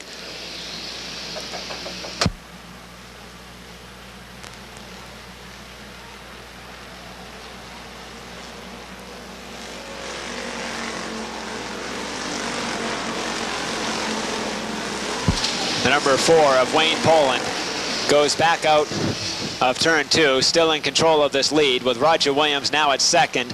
The number 70 of Jeff Morgan with third. Gary Adams is at 4th. Don Copeland at 5th. Don Tapley's fallen back to 6th. Then there's Jim Morse, Rocky Yargo, and the rest of the drivers are still stacked up 2 wide most of the way down through the grid. The 68 of Chuck Haynes is not having a good outing here tonight.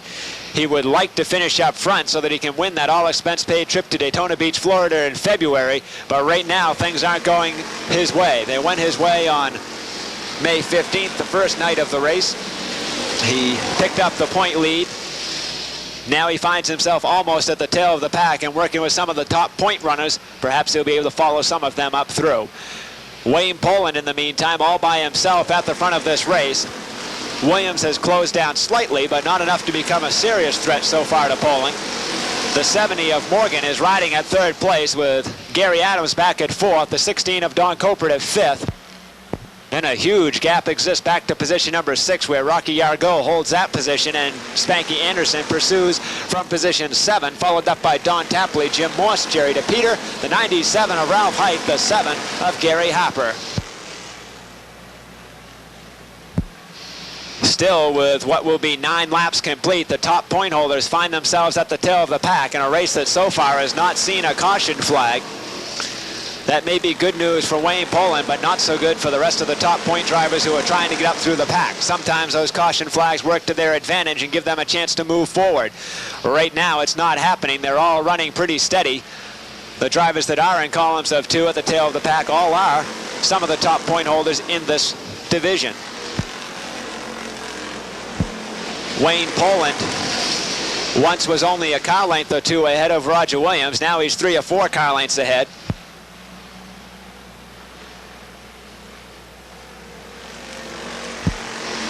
Roger Williams trailing from 2nd place. Will have Jeff Morgan still haunting him from 3rd, and Don Copeland at 4th with Gary Adams at 5th. There was a spin and a tangle over in turn 3, but everyone is still moving, and Wayne Poland just kind of takes a deep breath, works beneath Pee Wee Knight, puts him down a lap in the race, and everyone's still under green flag. They'll be seeing the halfway mark this next time by. Halfway down, indicating 13 laps complete, 12 laps remaining.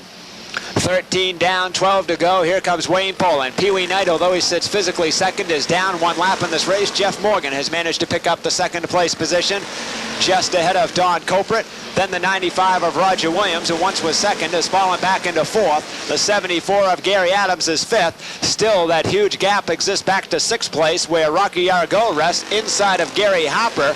And back of those 2 drivers are Spanky Anderson and Jerry DePeter. Then another big gap all the way back to Don Tapley, who started on the pole position.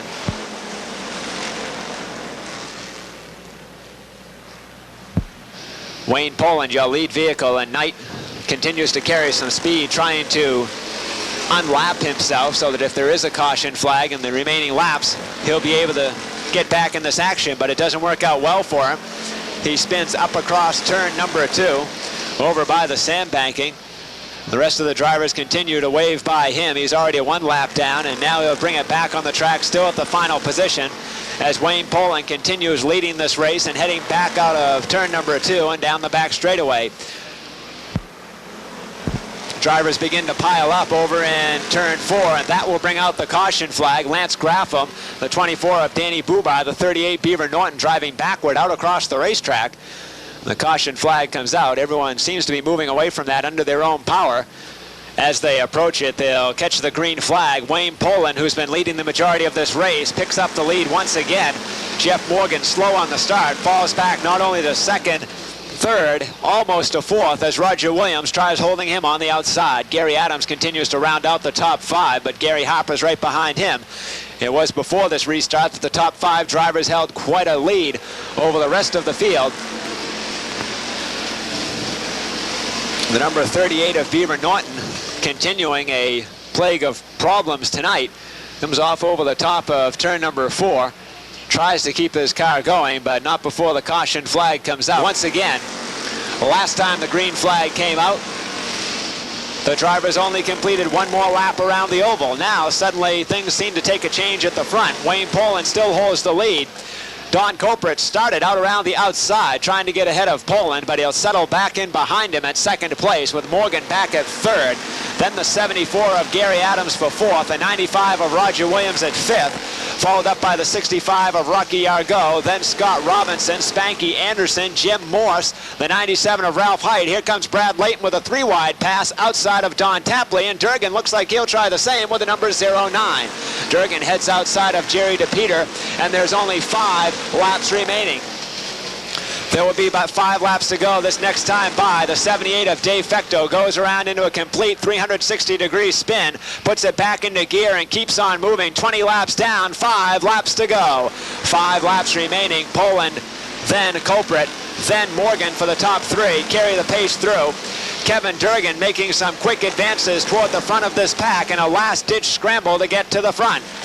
Spark spray from the number 65 of Yargo as he rides in behind Fecto now in the very final position. Poland crosses the line, still in control of this race. This is probably one of the most stiff challenges he's received during the course of tonight's race, and it's coming from Don Copeland in car number 16. Yargo rides the outside of the track, that bumper dragging, and will be black flagged to head back toward pit road. The 59 of Jerry DePeter, running last place in this race at this moment, is in jeopardy of falling a lap down to Wayne Poland. Poland right there with car number 4, but guess what this is going to do? The slower car of DePeter could change the face of this race. At the front, there are just 2 laps remaining, 2 laps to go.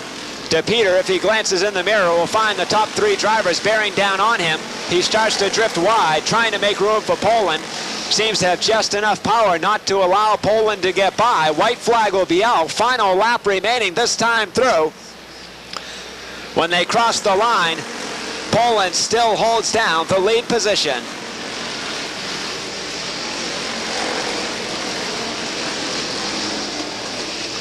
So Wayne Poland, when he enters turn number 3, will breathe a quick sigh of relief when he comes out of turn 4. The checkered flag is in the air. Poland will grab the victory. Copeland at 2nd, Morgan at 3rd, Roger Williams at 4th. Brad Layton and Gary Adams slide sideways across the line in a battle for 5th place. He completes a perfect night of racing, picking up the heat race win, and now the feature. Welcome into victory lane, Wayne Poland. Wayne, congratulations. It's been a great night for you tonight. What's different with the car? The 6 motor. This makes the 6 motor that's been beneath the hood. Tell us about some of the problems that have been going on this season. We started out, motor was running pretty good. We went up to Wiscasset and we broke it, and it's been 6 weeks in a row putting motors in, taking motors out. The crew's done one hell of a job. Is this the same motor or a rebuilt motor, or which motor? Completely new. Every one of them's been new. What'd you think about the competition tonight? Toward the end of the race, Don Copeland is right there. What were you thinking? Well, he looked a little bit loose. I wasn't sure. I didn't figure he'd try to go outside, so I just hugged the rail and hoped he wouldn't. Well, it certainly paid off for you and brings you into victory lane for the first time this season, and much deserved. Drivers getting set to start what is to be a history-making event. 300 laps on tap for the first time ever here in the state of Maine, and it's all brought to you by Thompson Machine. As they roll out of turn number 4, they'll see the green flag, and the Thompson Machine New England 300 gets underway. Bob Gahan will quickly move out to the lead position with the number 58 of Larry Hebert chasing from 2nd place. Here comes Paul Richardson, already ready to mix it up in position number 3, and he's being chased by the 33 of Matt Basowski. The 21 of Kevin LePage creeping up the outside of Basowski now as they race down the back straightaway, and Claude Leclerc pursuing from out of the top 5 positions at position 6. The number 8 of Russ Erlin, one to keep your eye on, as he will be one driver looking to repeat a win here at the Speedway. He's already won 2 in his rookie season on the American Canadian Tour this year. He picked up the win here on April 17th in the Norseman Resorts 200. The number 9 of Yvonne Bedard started to get a bit sideways earlier. He's back in control of things, but he's lost a few positions. Down the back straightaway, here comes Paul Richardson, out around from the top side of the racetrack and into 2nd place, and Bob Gahan crosses the line as your leader. There's a spin and a tangle, and Jeff Stevens is part of it. So is the 9 of Yvonne Bedard, and cars have spun every which way, and the caution flag comes out with just 4 laps complete. Drivers preparing for this restart will come back out of turn 4 and see the green flag. Bob Gahan once again leaps out to the lead position as he did at the start of this race. The number 07 of Paul Richardson still trailing at 2nd place, this time a lot closer than ever he's been before. Matt Basowski back at 3rd with car number 33, and the 21 of Kevin LePage holds down 4th. Then the number 11, Claude Leclerc, working the outside, pulls himself into 5th ahead of Larry Hebert in car number 58. And back of Hebert is Bub Bilodeau, and here comes Barney McRae up the outside. The 22 of Tom Quinney, after a good finish last week, runs to within the top 10 positions just ahead of Jean-Paul Cabana.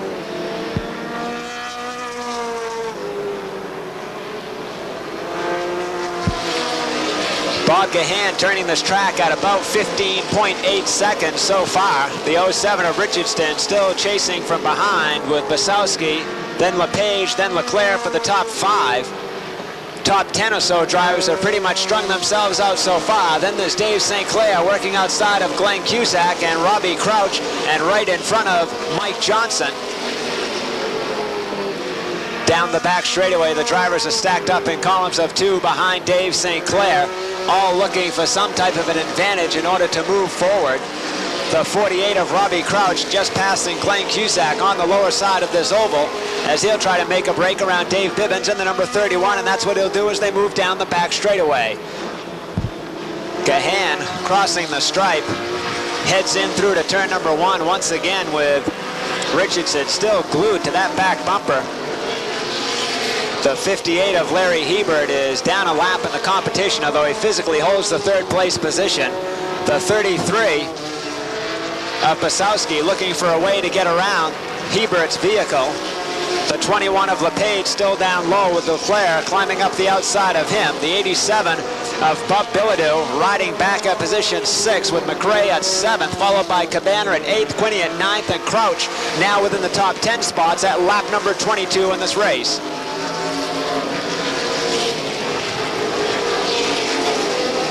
On the outside, the 07 of Paul Richardson gains full speed, challenging with Bob Gahan, and they're coming up on slower traffic in the field. Gahan is down low, Richardson outside of him, and Richardson will back off the throttle and let Gahan try to pick his way through there. Looks as though Richardson will just try following suit for now until they get into some clearer racing ahead.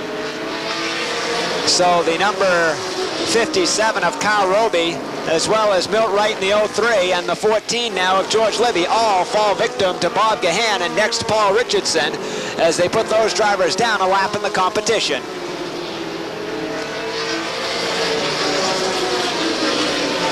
Suddenly Robbie Crouch in the turbo blue car number 48 is working the outside of the racetrack, picking his way up past Jean-Paul Cabana, now up by Barney McRae when they slow down in turns 3 and the 4th turn of the oval.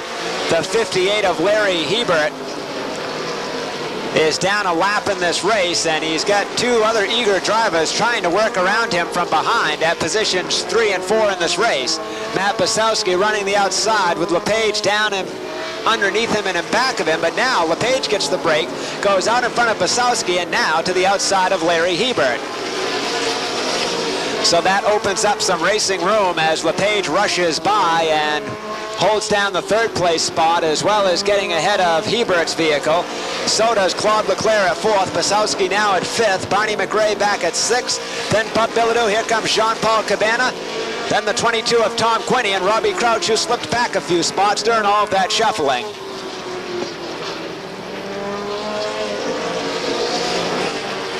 And it's amazing, but by 36 laps in this race, Gahan has already put a number of these drivers down laps in the competition. So has Paul Richardson.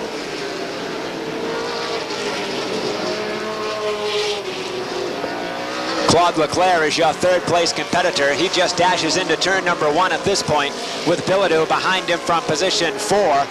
The 5 of Jean-Paul Cabana has managed to work into the top 5 positions. Car number 21, Kevin LePage, has fallen back into 6 after running within the top 3 spots. The 48, Robbie Crouch, just finally getting past Basowski now. He'll run into position number 7, just ahead of Ricky Craven, Basowski, and Tom Quinney. Paul Johnson with car number 35 works beneath Quinney now, as well as Barney McRae, and here comes Russ Erlin with him.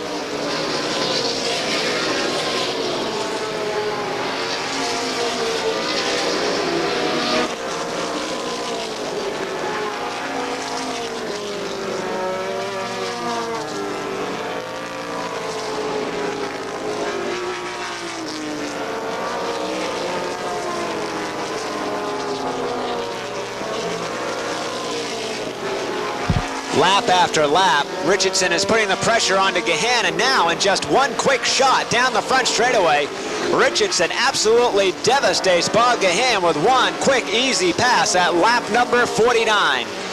So Richardson, just extremely strong, completely runs away from Gahan, and either Gahan is slowing the pace down some, or Richardson just has been power hiding beneath the hood of that vehicle that he hasn't been showing.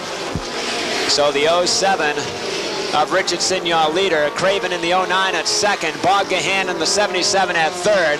Robbie Crouch at 4th with car number 48, and Jean-Paul Cabana rounds out the top 5 with the number 5A. Ricky Craven has now closed down to within striking distance of Richardson. Richardson has been leading this race since lap number 49. We're currently coming into lap number 78, and here comes Ricky Craven with a charge up along the outside. So they move back into turn number 1 with Richardson down low, Craven working the outside and trying to pick up the lead position. Paul Richardson, car number 07. The leader of this race for the past 30 laps. Suddenly, here comes Craven. From in deep in the pack after that restart, he's been running extremely strong and really picking his way up through. He's currently ranked as your runner-up, and they're working their way through slower traffic. We'll see what the strategy will be now. Then there's the number 21, Kevin LePage. At one point, he was ranking within the top 5 competitors. Now he's about to fall victim, 1 lap down to the 07 of Paul Richardson and then the 09 of Ricky Craven. Keep your eye on Jean-Paul Cabana in car number 5A. He looks to be running extremely strong now that he's got some clear track ahead of him. He broke out in front of Crouch on that last restart. Now he's firmly in 3rd place, away from any other lapped vehicles. Crouch still chasing from 4th. Russ Erlin not far behind at 5th with car number 8. So now from positions 3, 4, and 5, they're almost all in the clear and have plenty of open track in order to chase down the top 2 runners in this race. Once again, Ricky Craven in the 09 and Paul Richardson in car number 07 begin weaving their way in and out of slower traffic on the field. And once again, a driver who was running within the top 5 at the outset of this race, Kevin LePage in the Citgo number 21, finds himself falling another lap down to the faster competition. Your leader is entwined in some traffic now down the midpoint of the backstretch. Ricky Craven in car number 09 just in behind the 29 of Dave Dion and Jack Bateman in car number 27, putting Mike Maeta down another lap in the Maeta Construction car number 13. Ricky Craven now working beneath Dave Dion, whom he's been battling with for the last several laps in order to put him another lap down in this competition. But in the meantime, with all that battling, Paul Richardson is close right down to the back bumper. More than that, he's got some other company. He's got the 07 of Paul Richardson, the 8 of Russ Erlin, the 5 of Jean-Paul Cabana, and the 48 of Robbie Crouch. So now your top 5 runners that are all on the same lap are running right nose to tail throughout turn number 1 and turn 2. Down the back straightaway, they'll get set to see the midpoint of this race. There's $1,000 up for grab. Here they come in a scramble for the halfway mark. Ricky Craven will pick up $1,000 from Berlin City Ford. Craven drives back out of turn number 2. This time was Jean-Paul Cabana, who made a nice move in turn 4 to slide from 3rd into 2nd place. Now the 07 of Paul Richardson has made his way back into the top 5 standings in this race. Richardson has worked his way ahead of Jeff Stevens. Stevens is still ahead of Claude Leclerc, Russ Erlin. Barney McRae with the lead, but now there's a lot of open distance between he and the next slower cars on the racetrack, so Jean-Paul Cabana has some open track to work with. The number 09 of Ricky Craven also has some room to work with. So does Robbie Crouch from position 4. The 07 of Paul Richardson is 5th, separated by some slower cars on the grid, and they're trying to signal to Jack Bateman to hold his groove so that Richardson can get by and move up to within those top fighting spots. The 87 of Bob Bilodeau, running a strong race here on his home track, has moved from 5th into 4th ahead of Claude Leclerc.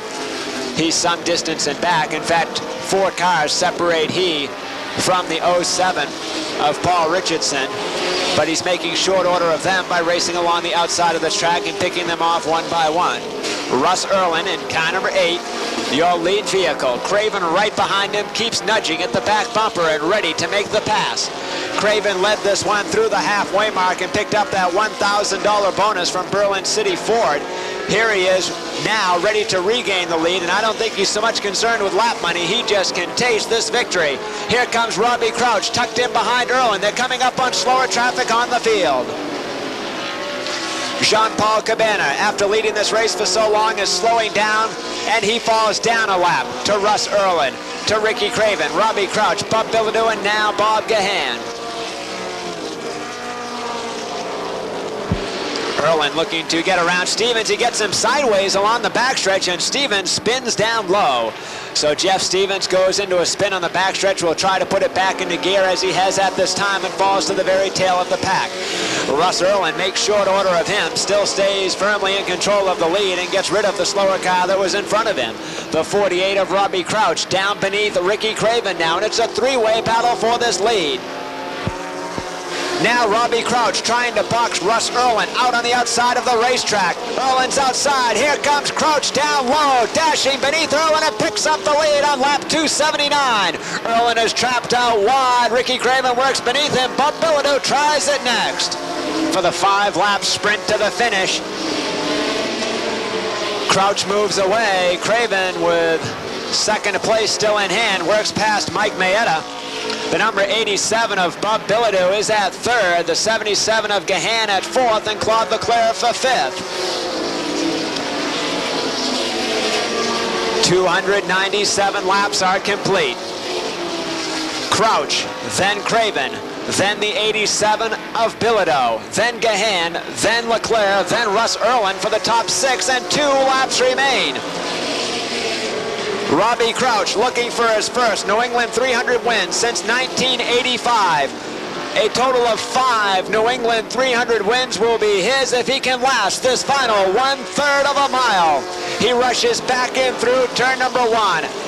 Out of the second turn of this oval, Ricky Craven running at second place, looks pretty solid for the finish. Bob Bilodeau, home track advantage at running at third. The checkered flag is out. Robbie Crouch picks up his 5th New England 300 victory. Congratulations, Robbie. Well, thank you very much. This almost must seem like home to you. It seems like almost every time you get down to Beech Ridge Motor Speedway, you're in the winner's circle, and just fantastic. I don't know if you heard Ricky Craven. He said he doesn't feel bad at all, finishing second to the best race car driver in the Northeast.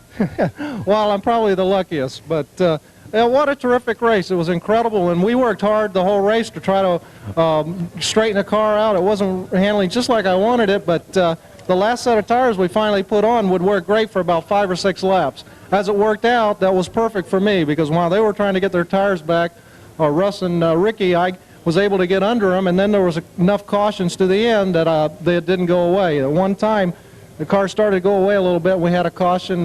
Ricky was coming strong, so I was lucky. I mean, if we'd have gone, 20 or 30 laps without a caution there at the end, there's no problem. Ricky could have drove by me because he did it the whole race. I was just fortunate.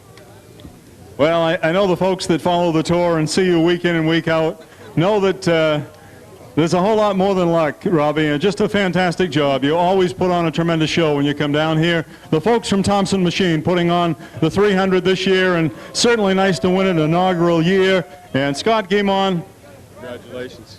This is the second time you've taken this money from me in the last 3 years. Congratulations to you. We at Thompson Machine appreciate excellence. We concentrate very hard on our jobs and try to find good product to merchandise to the people in the construction industry in our area. You obviously do your homework and your craft, and you're as good at it as anybody is in this area, and we appreciate such a fine, outstanding performance as what we've seen tonight. Continued success to you, and this is what you've been waiting for. Congratulations. Well, that's beautiful, and I just want to say that Beech Ridge Motor Speedway is a credit to racing throughout the United States. Thompson Machine and having, people like this involved, and I just love to come here. It's by far my favorite racetrack to run in New England now, and I'm just looking forward to the next time we come back. Well, fantastic, Robbie. I know the folks just feel so good about having you here. You always put on a good show, and best of luck to you in the remainder of the season. Andy, back to you. Thanks, Bruce, and thanks to you all for joining us here tonight at Beech Ridge Motor Speedway for the first running ever of the Thompson Machine New England 300 here in the state of Maine. It's been a delight for us to have you all on hand with us here tonight. On behalf of the entire staff of Beech Ridge Motor Speedway, the American Canadian Tour, and the folks from Thompson Machine, my name is Andy Cusack, voice of the Speedway.